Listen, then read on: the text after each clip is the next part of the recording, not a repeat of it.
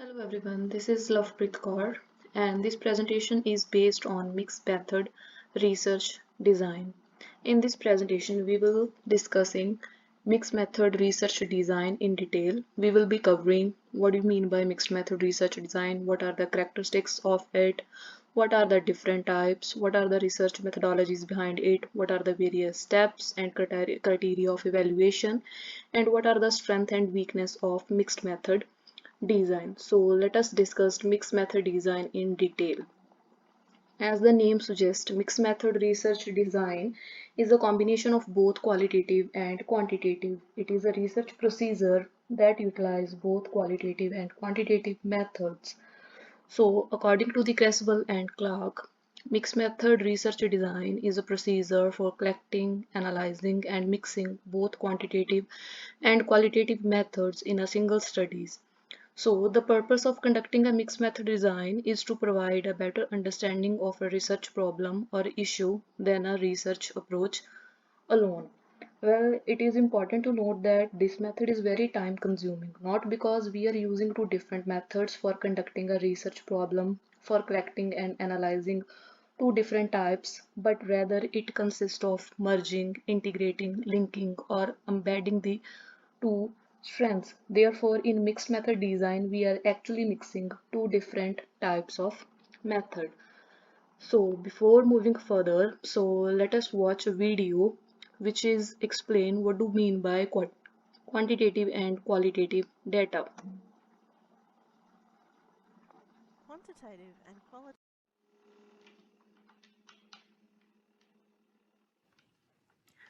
Quantitative and qualitative.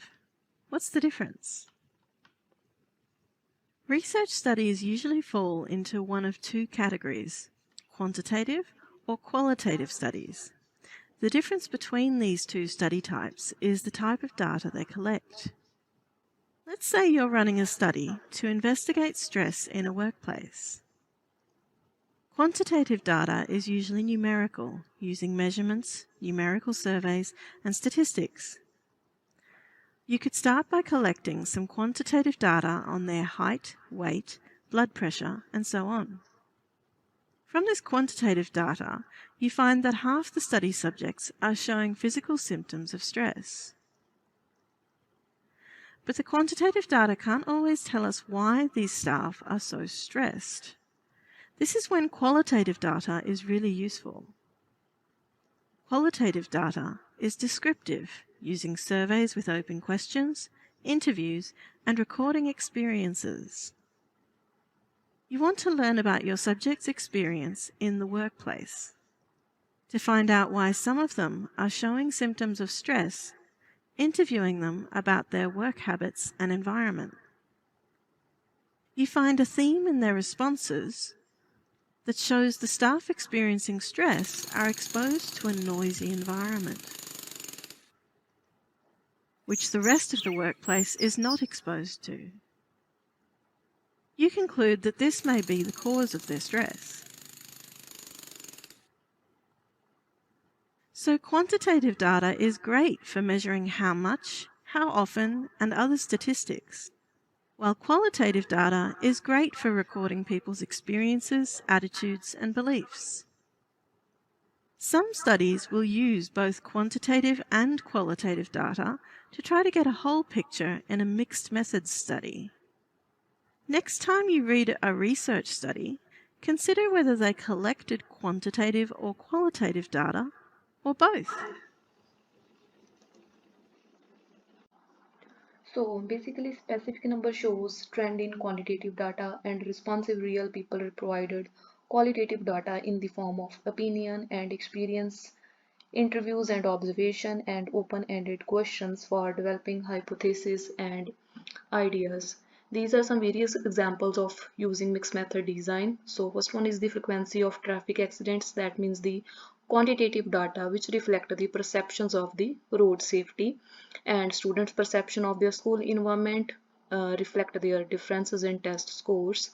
Interviews about job satisfaction express the skill performance, and voters and non-voters' beliefs about democracy explain the different election patterns, and average hospital salary measurements tell us the nurse testimonial about job satisfaction.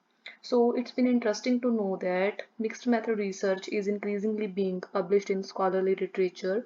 So when we choose to conduct a mixed method studies, various steps should be keep in mind.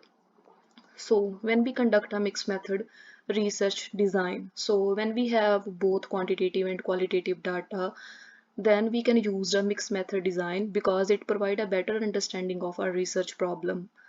Number two, when we have only one data, that means only quantitative or a qualitative data is enough, not enough to address the research problem. So in such scenario, we will conduct a mixed method research. Apart from that, there are several common reasons also for using a mixed method research design. Number one is the generalizability. So when the qualitative research data has a smaller in size, that means it is not generalizable. So in such scenario, we will use a quantitative data just to get a research problem. Number one is the contextualization. So when we used both the methods together, so it allow us to put our findings in a context and in a systematic way. So, using quantitative data to illustrate the quantitative findings can help us to better understand the problem. Number third is the credibility. So, using different methods to collect the data on the same subject can make a result more credible. For example, if we only have a quantitative and qualitative data coverage, so this strengthens the validity of our conclusion. That means we will get a better solution of our problem. Now let us consider the development of mixed method research design. Some of the earliest research done on mixed method design by the Campbell and Fisk in 1959. They introduced the multi-trait, multi-method approach, which means it contains a matrix that the correlation between a variable, when each variable represent a trait method unit. That means the measurement of trait by a specific method. It can be a self-report or a peer report. So in order to obtain the metric, each trait is measured by some set of the methods.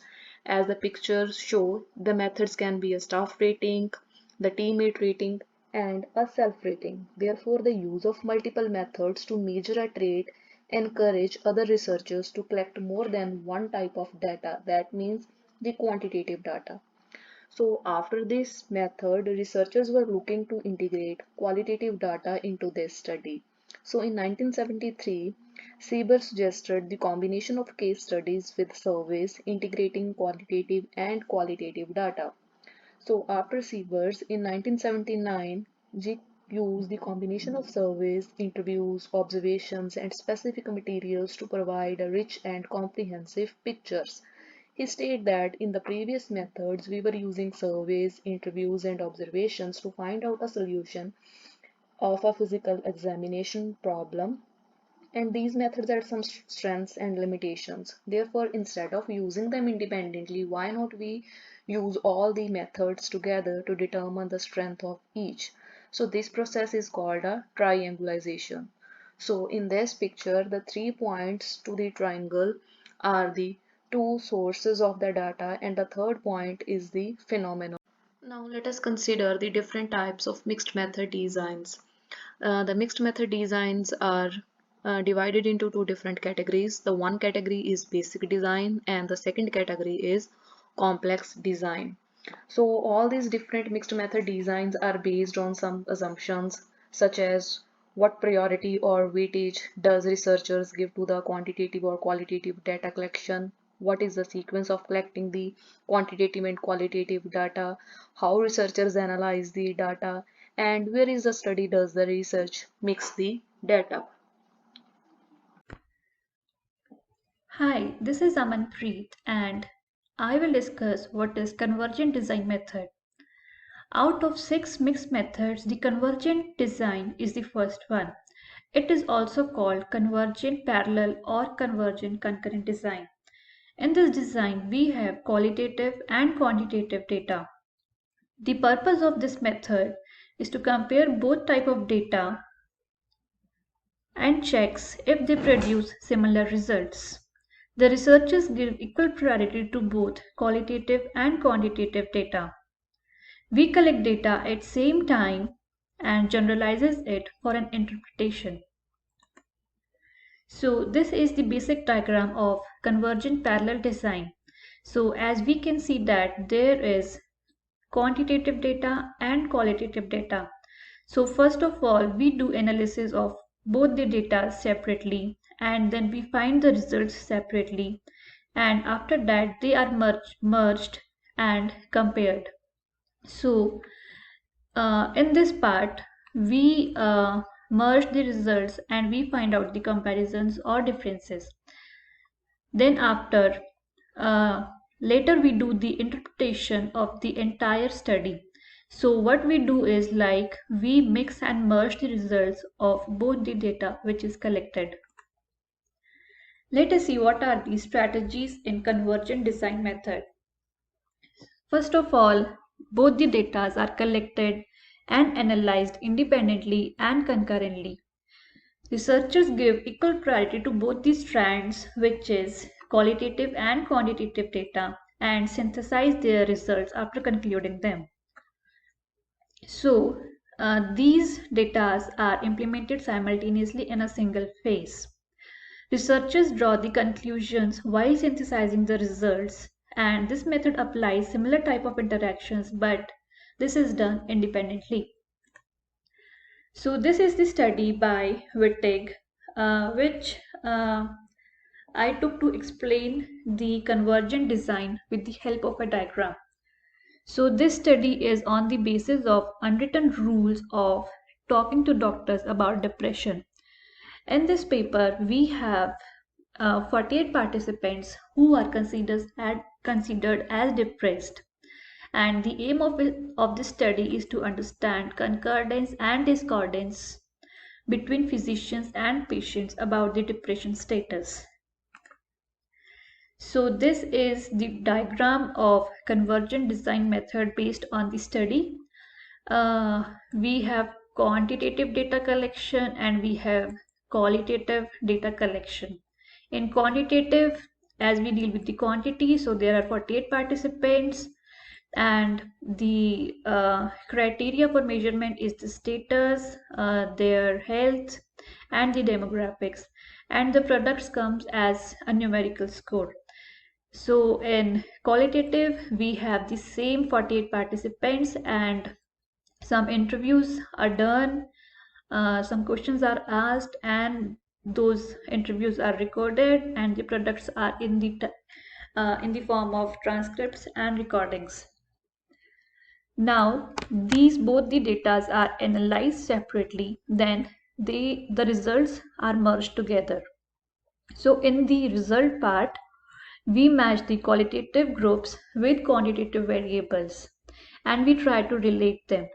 After the results, an interpretation is done on the basis of understanding, and products come in the form of a discussion. Let us see what are some of the limitations of convergent design method. In a convergent design, the quantitative and qualitative sample varies. So we should take care of the size of the sample.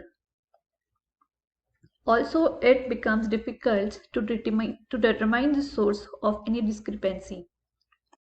Hi, this is Frank McClellan. This is my first video on exploratory design to educational research. I just skipped the table of contents. We'll be catching up on the rest of it soon. I've been under quite the time constraint, so I want to get this definitely in as fast as I can. Exploratory research is defined as research used to investigate a problem which is not clearly defined. It is conducted to have a better understanding of an existing problem, but will not provide conclusive results. An important aspect here is the research will be willing to change its direction, subject to the revelation of new data or insight. It allows the researcher to have a lot of flexibility and can adapt to the changes as the research progresses. And with my study, with using a behavior model with students, changing from being a disciplinarian to a helper, the research can go in a lot of different directions depending on the information we do gather. So exploratory research would be the best way to go about it. Data collection methods, primary ones, of course, is we collect data from primary research through surveys and polls, interviews, and focus groups. The best ways, that's their best information you're going to get. Secondary research methods, which is very time consuming and has a lot, of course, case studies, newspaper, magazine, books, There are 3 ways to get it: online research, too much information to go through, literary research, and case study research. I'll get into the primary research methods. Surveys and polls used to gather information from a predefined group of respondents. Most important, quantitative measurement. Okay, it'll give you a lot of information in real time. That real time is great because you used to have to do it on paper and compile it all yourself. Now the computer compiles it for you. You get it all in there, you get the responses, and you're ready to go, and you get some really good information for your research. Interviews, in-person interviews, give in-depth information on the subject being studied. An interview with a subject matter can give you, an expert in the field, of course, can give you meaningful insights. That's important. And experts, of course, they'll give you some insights and maybe even guide your research in a way you weren't planning on in the first place. Interviews are conducted in person or on the phone, which focus on open-ended questions. And open-ended questions is important because they can provide information that maybe you weren't expecting to get, or you didn't have a question that could pull that information. Focus groups. Groups of people are chosen and allowed to express their insights on the topic that is being studied. Important to choose individuals that have a common background and comparable experiences, because if they don't, then they won't be talking about the same things, and you won't get that solid information that you are looking to gather to make your research more valid and reliable. Some secondary research, online research. It's a monster. The web has millions and millions and millions of pages on any topics. It takes a lot of time to go through them all. It has some great data, but you have to make sure the stuff you're getting is genuine, authentic, reliable, and valid. Literature research, again, another monster. It has tons of information from library databases, online databases, commercial databases, books, magazines, government agencies, etc. Time consuming, which is known for exploratory research. Case studies helps a researcher, let's see, like where other cases had similar result, were going for similar kind of results and ended up having some troubles and some stumbles. You can look at those and say, okay, what happened here? I'm going to avoid that and save myself some time. Plus you get some valuable insight into gathering and moving your information along. Must be cognizant of variables present in the previous cases against the current case. Okay, do not start doing a case study that's already done and move your research right in that direction, because you're not really proving anything. First, of course, when you conduct exploratory research, you got to identify that problem. We've been talking about that in the first class of the year, what it is and what you want to pursue.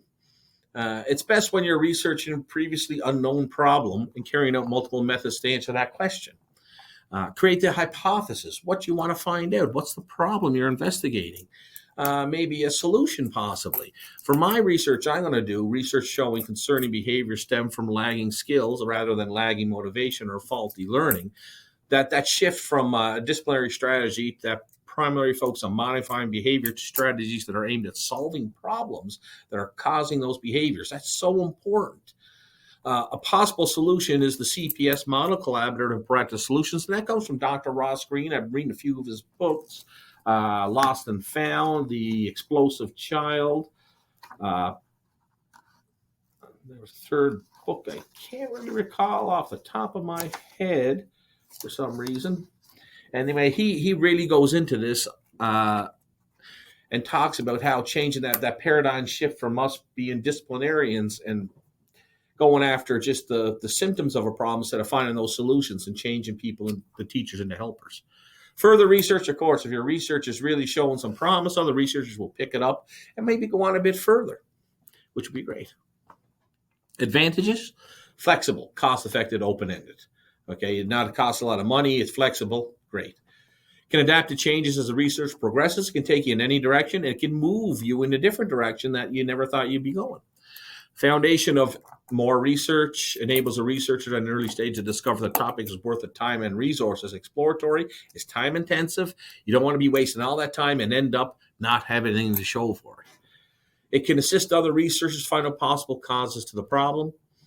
Disadvantages: even though it can point you in the right direction towards what the answer is, it's usually inconclusive, which goes to the next point.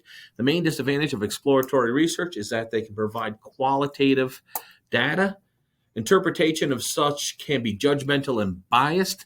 And what will happen is people who will not want to buy into what your research is pointing towards, they'll pick out the one thing that's inconclusive and discontinue all the research. Teachers will do that. Divisions will do that. Provincial governments do that through politics. So yeah, there's a real problem. and time consuming and labor intensive, of course.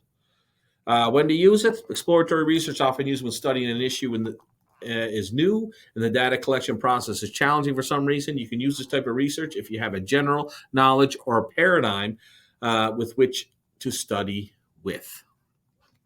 And that's the one I'm kind of looking to do with my research, which, of course, I've been reading through Dr. Ross Green. Thank you, and I'm sorry if I've been moving quite fast, but I only have so much time I can present this with the video. And there's a video after this one here. It should start up when you go look at the PowerPoint when I send it on. Thank you.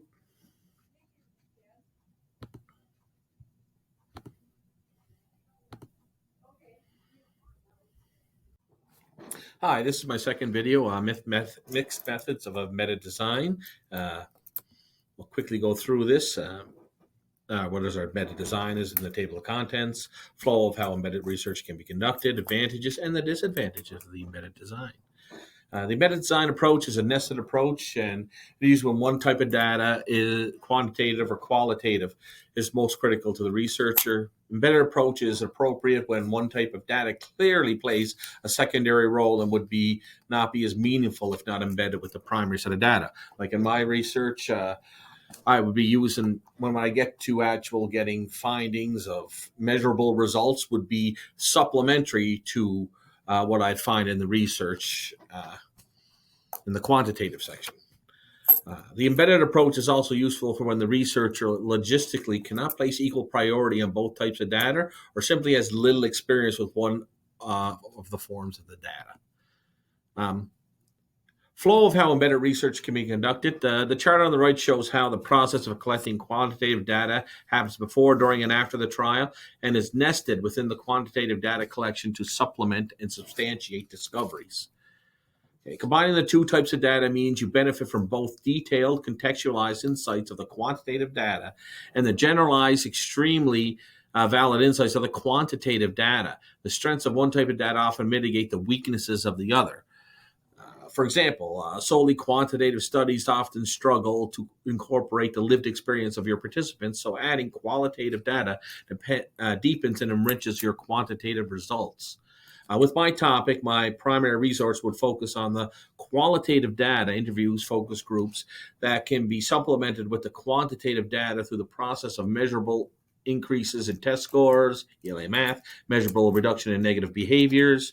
Without expertise in mixed models research, I would have a difficult time implementing this design, even though I could provide legitimacy to the inconsistent data that can arise from the exploratory design.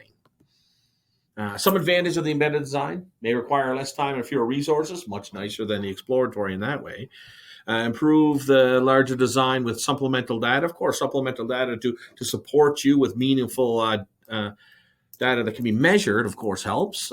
Fits a team approach well and can be published results separately, so you can have two research on the same time. Need expertise in the primary design and mixed methods. That's the real problem because this is an introductory course. I'm just learning about it. I do not have that expertise. Must specify a purpose for collecting the supplemental data, primary and secondary sources. Must decide when to collect the supplemental data. Results can be difficult to integrate. Possibly they're trying to answer different questions, then they don't connect together and they don't support each other. Must consider bias if qualitative data is collected during the experiment. So that's kind of what the embedded design research. I won't be using this for mine, but it kind of gives you a quick overview of what it is. Thank you.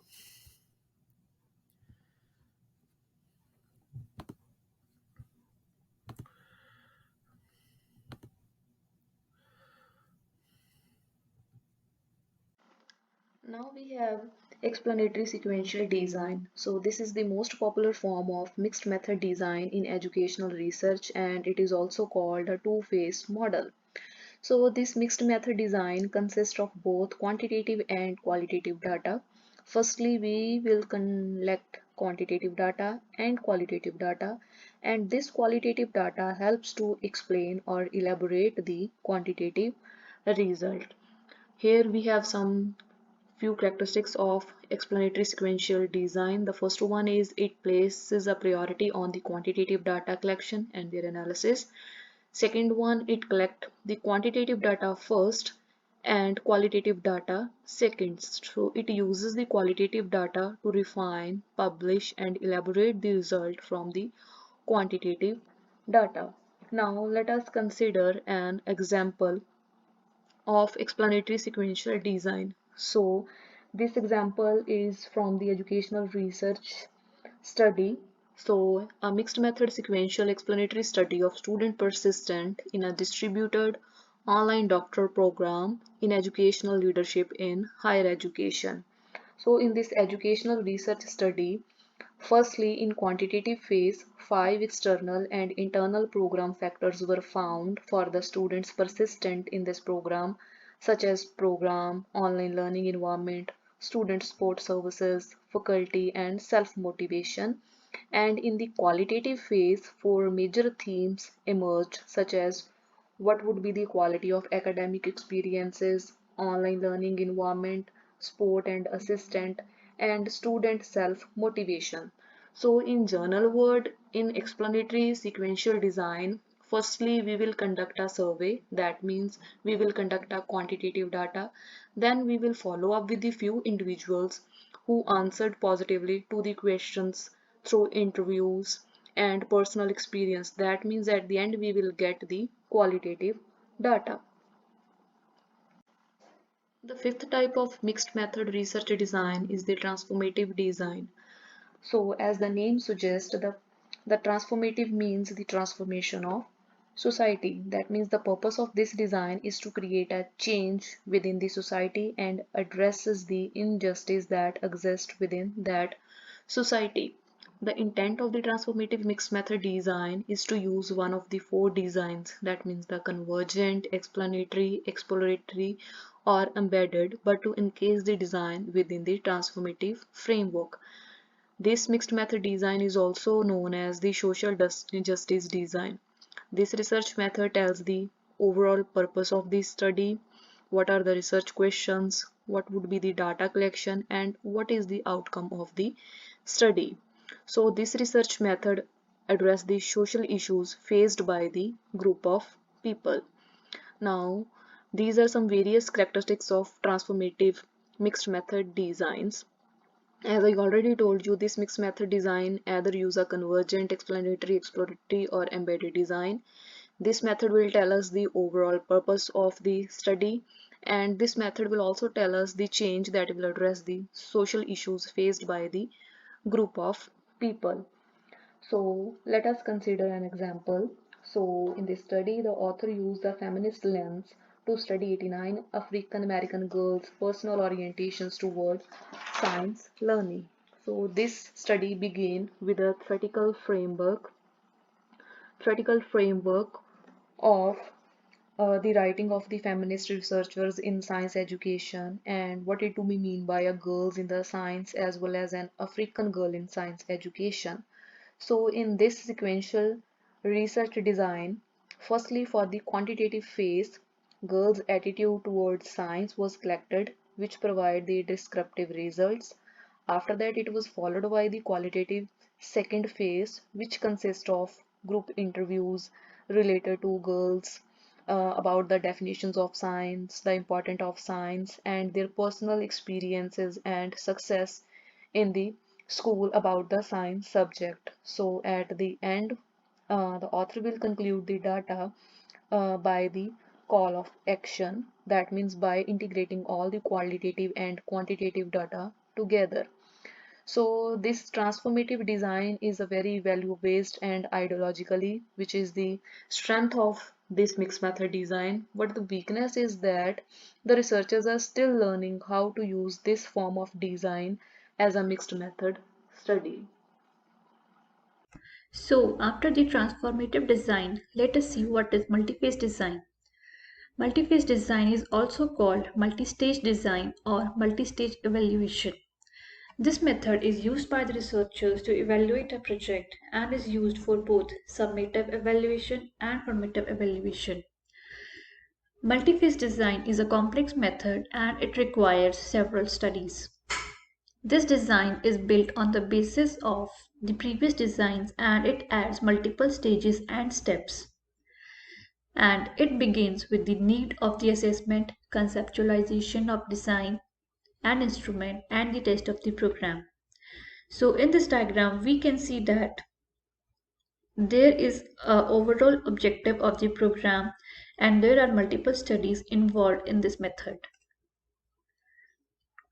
This method uses one of the four basic design and it examines a problem through a series of phases and separate studies. So in this design, there are formative needs and some theories and conceptualizations are formed on the basis of data and its results. And also we can see that there is formative evaluation done and summative evaluation done. Let us see what are some of the limitations of multi-phase design.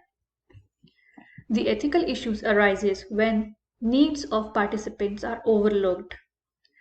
When a new stage is developed that doesn't build on the prior stage or contribute to the overall project objectives, it becomes difficult to link these stages together. This method challenges all the studies as they provide equal insights. As my group members have discussed all the types of mixed methods and there are some ethical issues involved with those methods. For the convergent design, there is ethical issues with the size of data. For explanatory, some permissions of participant is not mentioned. In experimental design, use of initial interview data to place participants into a control group where they do not receive a beneficial treatment presents an ethical issue. Social justice method is further marginalized. And lastly, in the multi-stage design, there are some ethical issues when the needs of participants are overlooked. So now let us see how we can evaluate mixed method studies. There are some evaluation criteria for mixed method study.